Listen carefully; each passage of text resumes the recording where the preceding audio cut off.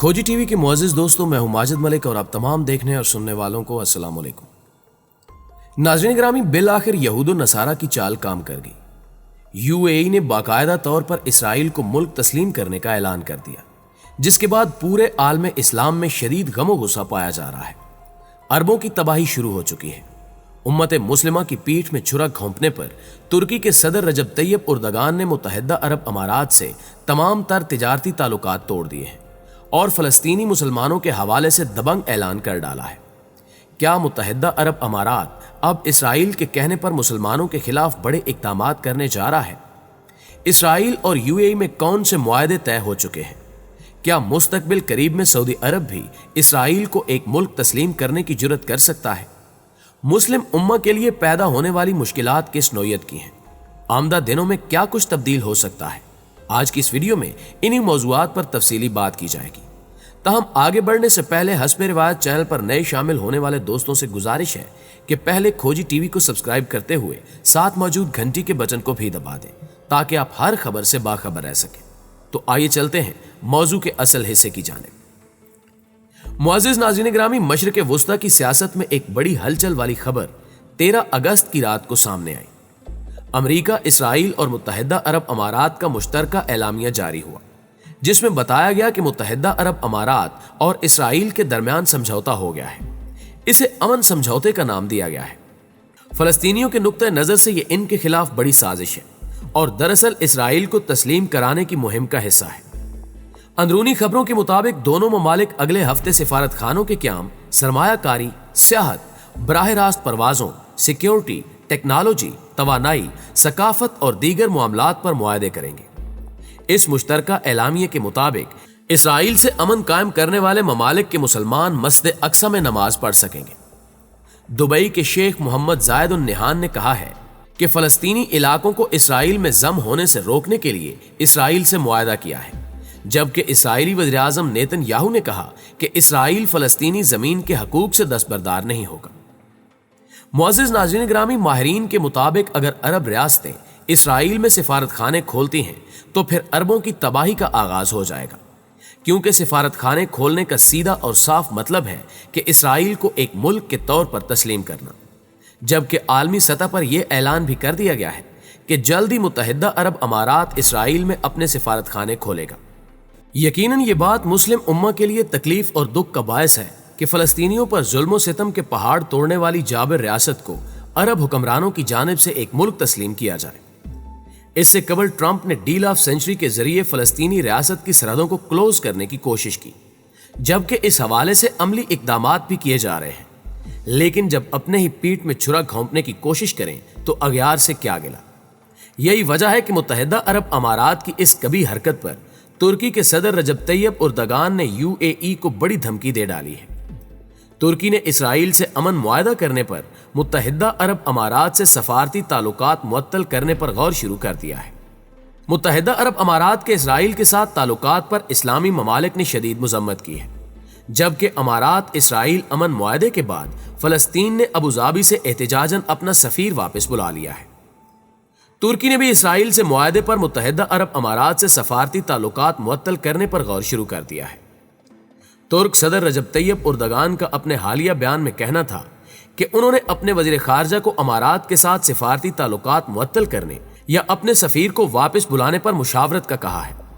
हम फलस्तीनियों के साथ हैं। फलस्तीनियों के साथ सयूनियों का मुतासिबाना रवैया नाकाबिले कबूल है। तुर्क वजीर खारजा के मुताबिक अरब अमारात ने अपने मुफादात के लिए फलस्तीनियों को धोखा दिया है। मुअज़्ज़िज़ दोस्तों, आपको बताते चलें कि यूएई तीसरा मुस्लिम मुल्क है जिसने इसराइल को तस्लीम किया है। इससे कबल उर्दन और मिस्र भी इसराइल को तस्लीम कर चुके हैं। ईरान ने भी मुत्तहिदा अरब अमारात और इसराइल के ताल्लुकात की बहाली की मजम्मत की है और मुआहदे को स्ट्रैटेजिक हमाकत करार दिया है। ईरानी वजारत खारजा के मुताबिक ये इकदाम अबूधाबी और तिल अबीब की तरफ से स्ट्रैटेजिक हमाकत है। इस इकदाम से खित्ते में मुज़ाहमत और मजबूत होगी। फलस्तीनी अवाम इसराइल के साथ ताल्लुकात की बहाली को कभी मुआफ नहीं करेंगी। जबकि एक खबर यह भी है कि यूएई और इसराइल अमन मुआहदे के बाद फलस्तीन ने अबूधाबी से एहतिजाजन अपना सफीर वापस बुला लिया है। फलस्तीनी सदर महमूद अब्बास ने यूएई के इस अमल को मुस्लिम उम्मा से गद्दारी करार दिया है। محمود عباس نے UAE سے مطالبہ کیا ہے کہ وہ اس فیصلے کو واپس لے اور دیگر عرب ممالک فلسطینیوں کے حقوق کو پامال کرتے ہوئے امارات کے نقش قدم پر مت چلے۔ تاہم ابھی تک UAE کے کسی حکمران کی جانب سے اس مطالبے کا جواب نہیں دیا گیا۔ کہا جاتا ہے کہ اسرائیل کے حوالے سے پوری امت کا اتفاق تھا کہ یہ فلسطینیوں کی سرزمین پر قبضہ کر کے قائم کیا گیا ہے۔ اس اتفاق اور اتحاد کے باوجود متحدہ عرب امارات کا اسرائیل کے ساتھ معاہدے پر متفق ہو جانا امت مسلمہ کے اتحاد کو پارا پارا کرنے اور اس میں رکھنا ڈالنے کے مترادف ہے۔ کوئی 20-25 سال قبل غزہ اور اریا کا معاہدہ ہوا تھا جس کے مطابق فلسطینیوں کو حقوق دیے گئے تھے۔ کہاں گیا وہ معاہدہ اور کہاں گئے وہ حقوق؟ اسرائیل تو فلسطینیوں کے مکانات مسمار کرنے اور نئی بستیاں بسانے میں لگا ہوا ہے۔ یہ بھی ایک حقیقت ہے کہ یہود نے کبھی مسلمانوں کے ساتھ کسی معاہدے پر عمل نہیں کیا۔ امارات کی جو بھی مجبوریاں ہوں وہ یہ جانتے ہیں کہ اسرائیل سے دوستی کا مطلب امت مسلمہ سے علیحدگی ہے، امت میں انتشار ہے اور یہود کو تقویت ہے۔ پیارے دوستو، دوسری جانب ٹرمپ نے جس معاملے پر مسلمانوں کے جذبات سے کھیلنے کی کوشش کی ہے وہ اسرائیل سے امن قائم کرنے والے ممالک کے مسلمانوں کو مسجد اقصی میں نماز پڑھنے کی اجازت کی خوشخبری ہے، جبکہ یہ بھی ایک جال ہے جس سے امت مسلمہ کی غالب اکثریت واقف نہیں، اس لیے اسے خوشخبری سمجھ رہی ہے۔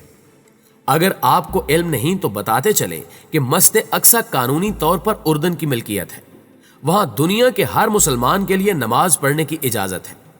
ٹرمپ اسرائیل یا متحدہ عرب امارات کو یہ اجازت یا حق دینے کا کوئی اختیار نہیں، بلکہ اسرائیل اس امر کا پابند ہے کہ اگر کوئی مسلمان مسجد اقصی کی زیارت کرنا چاہے تو اسے اس کی اجازت دی جائے، لیکن اس میں سفارتی پابندیاں اور قوانین آڑے آ جاتے ہیں۔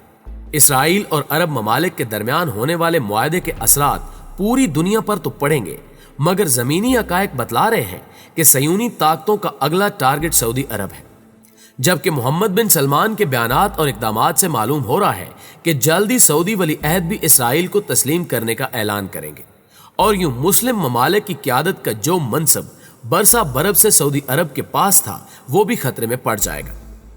عرب ممالک کی اکثریت کو اس معاہدے کی طرف جھکاؤ دکھانا پڑے گا۔ سعودی حکام کے مطابق ان کی مجبوریاں ایسی ہیں کہ وہ اسرائیل کو چھوڑ نہیں سکتے۔ اس بات سے آپ اندازہ لگا سکتے ہیں کہ سعودی عرب مستقبل قریب میں کس قسم کے فیصلے کرے گا۔ یہاں بیشتر افراد یہ سوال بھی اٹھا رہے ہیں کہ اس معاملے پر پاکستان کا کیا موقف ہے۔ اس ضمن میں پاکستانی حکام نے بھی اہم بیان جاری کرتے ہوئے کہا ہے کہ پاکستان فلسطینیوں کے تمام تر حقوق کا خیال رکھے گا اور اس معاملے میں جو فیصلہ فلسطینی عوام کرے گی پاکستان اس کے ساتھ ہوگا۔ یعنی پاکستان نے UAE اور اسرائیل کے درمیان طے ہونے والے معاہدے کو یکسر رد کر دیا ہے۔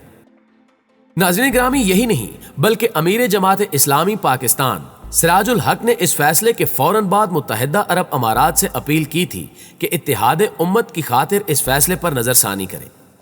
امریکی صدر کے دباؤ پر فیصلہ عرب ممالک کو بھی نقصان پہنچائے گا۔ یہ لاکھوں فلسطینیوں کے خون سے بے وفائی ہے۔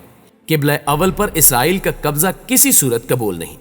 انہوں نے حکومت پاکستان سے اس مسئلے پر OIC کا ہنگامی اجلاس بلانے کا مطالبہ کیا اور عرب امارات کو فیصلہ واپس لینے پر مجبور کرنے کی اپیل کی ہے۔ سراج الحق صاحب نے 16 اگست کو ملک بھر میں یوم فلسطین منانے اور ملک بھر میں ریلیوں اور مظاہروں کا اعلان کیا ہے۔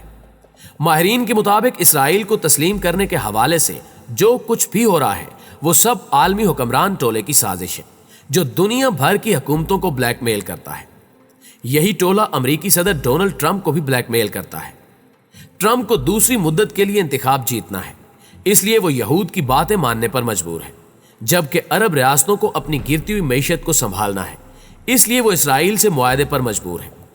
یمن اور شام کی جنگ نے عرب ممالک کی معیشت کو بری طرح تباہ کر دیا ہے، اس لیے وہ بھی اس معاہدے کی حمایت پر مجبور ہوں گے۔ یہ ساری مجبوریاں بھی عالمی نظام کی غلامی کی وجہ سے پیدا ہوئی ہیں۔ مسلمان ممالک بھی اس میں پھنسے ہوئے ہیں اور غیر مسلم ممالک بھی۔ غیر مسلم ممالک کو اس سے فرق نہیں پڑتا کہ سودی نظام ہے یا نہیں، جبکہ وہ اسلامی ممالک سے زیادہ سودی نظام کے مخالف ہیں، لیکن معاملہ اسلامی ملکوں کا ہے۔ یہ معاملہ امت مسلمہ کا ہے۔ امت مسلمہ کی قیادت عربوں کے پاس رہے یا کسی غیر عرب ملک کے پاس، امت کا اتحاد نہیں ٹوٹنا چاہیے۔ ہمارے حکمرانوں نے اپنی مجبوریوں کو ریاست کے پاؤں کی بیڑی بنا دیا ہے، جس کی وجہ سے ایٹمی قوت پاکستان بھی ان کے اشاروں پر چلنے پر مجبور ہے۔ لیکن اب وہ وقت آ چکا ہے کہ تمام تر مجبوریوں سے آزادی حاصل کی جائے۔ یقینی طور پر مستقبل قریب میں پاکستان کی خارجہ پالیسی میں بڑی تبدیلی دیکھنے کو ملے گی، جو کہ وطن عزیز کے لیے نئی راہیں ہموار کرنے میں معاون اور مددگار ثابت ہوگی انشاءاللہ تعالی۔ ناظرین گرامی، آج کی ویڈیو میں بس اتنا ہی۔ اگر آپ بھی UAE کے اس فیصلے سے نالاں ہیں تو اس ویڈیو کو لائک کیجیے اور اپنے زیادہ سے زیادہ دوستوں کے ساتھ شیئر کیجیے۔ جلدی حاضر ہوتے ہیں کچھ تازہ اپڈیٹس کے ساتھ، تب تک اپنا ڈھیر سارا خیال رکھیے گا۔ اللہ نگہبان۔